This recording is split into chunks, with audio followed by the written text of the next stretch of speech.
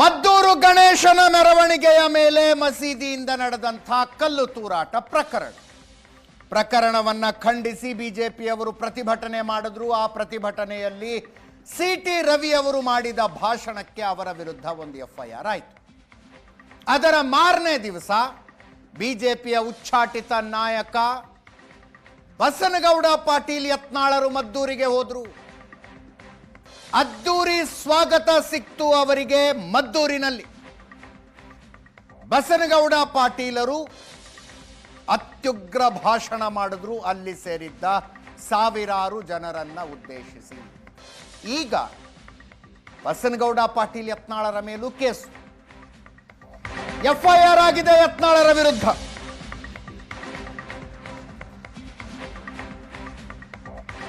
ತಮ್ಮ ಭಾಷಣದಿಂದ ಕೋಮು ಸೌಹಾರ್ದತೆ ಹಾಳು ಮಾಡಿದ್ರು ಅಂತ,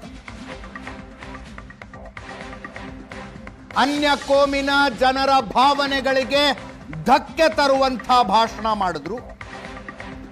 ಇದರಿಂದ ಕೋಮು ಸೌಹಾರ್ದತೆ ಹಾಳಾಗುತ್ತೆ ಅಂತ.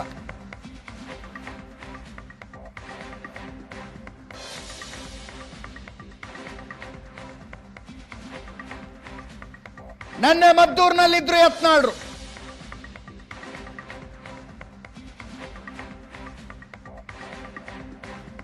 ಸಾವಿರಾರು ಯುವಕರು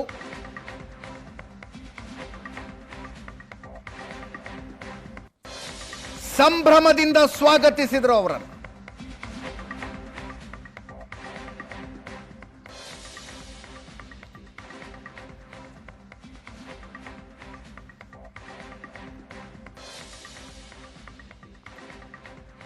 ಬೈಕ್ ರ್ಯಾಲಿ ಮೂಲಕ ಯತ್ನಾಳರನ್ನ ಸ್ವಾಗತಿಸಲಾಯಿತು.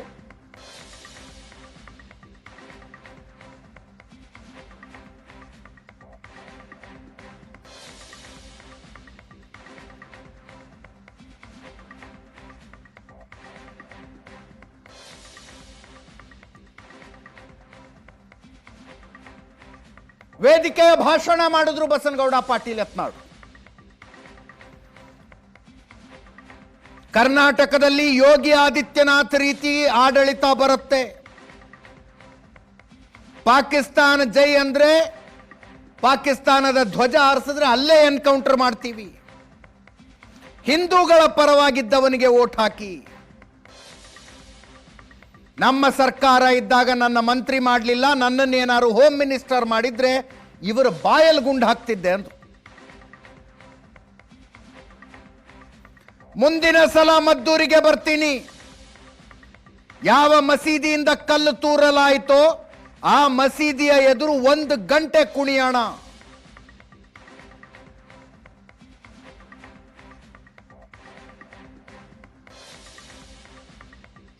ಯಾರ್ಯಾರಿಗೆ ಮುಂದಿನ ಜನ್ಮದಲ್ಲಿ ಮುಸ್ಲಿಂ ಆಗಿ ಹುಟ್ಟಬೇಕು ಅಂತಿದೆಯೋ ಈಗಲೇ ಮತಾಂತರ ಆಗಿಬಿಡಿ, 72 ಕನ್ಯೆಯರಾದರೂ ಸ್ವರ್ಗದಲ್ಲಿ ಸಿಗ್ತಾರೆ ನಿಮಗೆಲ್ಲ ಅಂದ್ರು.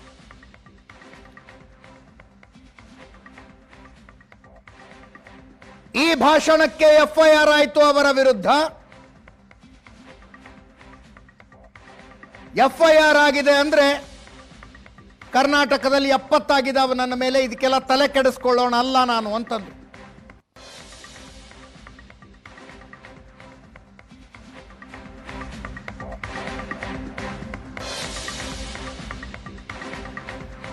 ರಾಜ್ಯಾದ್ಯಂತ ನನ್ನ ಮೇಲೆ ಈಗಾಗಲೇ 70 ಕೇಸ್ ಇದ್ದಾವೆ.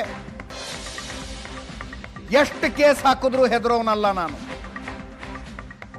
ಮಸೀದಿಗಳು ಅಕ್ರಮ ಚಟುವಟಿಕೆಯ ತಾಣಗಳಾಗಿದ್ದಾವೆ, ಚೆಕ್ ಮಾಡಬೇಕು ಅವುಗಳನ್ನ ಅಂದು.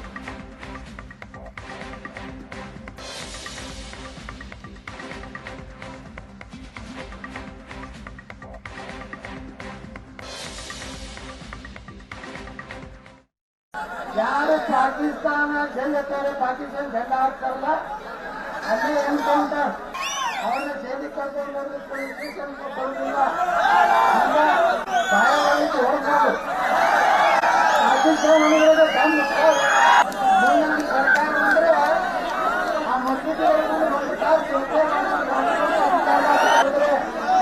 ಮುಂದಿನ ದಿವಸದಲ್ಲಿ ಒಂದು ಚಾಕೃತಿ ಆಗಿದೆ. ಆ ಚಾಕೃತಿ ಮುಂದೆ ಮುಂದುವರಿದೆ. ಇಂಥ ಇಂಥ ಇದರಿಂದ ಮಸೀದಿಯಿಂದ ಕಲ್ಲುಗಳನ್ನು ಒಗೆದು ಗುಂಡಾಗಿರಿ ಮಾಡೋದು ಮಾಡ್ತಿದ್ರೆ ಇಂಥ ಅಕ್ರಮ ಕಟ್ಟಡಗಳಲ್ಲಿ ಇಂಥ ಚಟುವಟಿಕೆ ನಡೆದ್ರೆ ಸರ್ಕಾರ ಏನಕ್ಕೆ ಮಾಡ್ತಾ ಇತ್ತು? ಕತ್ತೆ ಕಾಯ್ತಾ ಇತ್ತಾ? ಪೂರ್ವಭಾವಿಯಾಗಿ ಅದನ್ನೆಲ್ಲ ಚೆಕ್ ಮಾಡಿ ಮಸೀದಿಯಲ್ಲಿ ಕಲ್ಲಿಟ್ಟಿದ್ದಾರೋ, ಶಸ್ತ್ರಾಸ್ತ್ರ ಇಟ್ಟಿದ್ದಾರೋ, ಮತ್ತು ಅಲ್ಲಿರುವಂಥ ಮೌಲ್ವಿ ಏನದಾನೆ ಅವ್ನು ಜವಾಬ್ದಾರಿ ಮಾಡಬೇಕು. ಇವತ್ತು ಮಸೂದಿಗಳೇನಾಗ್ಯಾವು, ಅಲ್ಲಿ ಶಸ್ತ್ರಾಸ್ತ್ರಗಳನ್ನು ಇಡುವಂಥ ಕೇಂದ್ರಗಳಾಗ್ಯಾವು, ಕಲ್ಲುಗಳನ್ನು ಸಂಗ್ರಹ ಮಾಡಿರುವಂಥ ಕೇಂದ್ರಗಳಾಗ್ಯಾವು.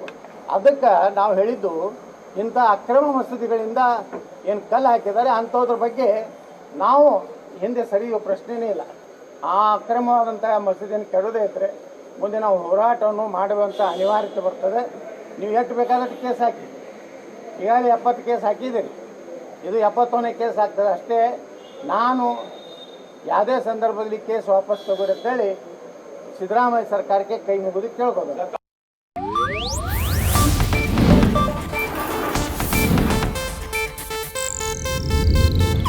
ಇದು ಏಷ್ಯಾನೆಟ್ ನ್ಯೂಸ್ ನೆಟ್ವರ್ಕ್ ಪ್ರಸ್ತುತಿ.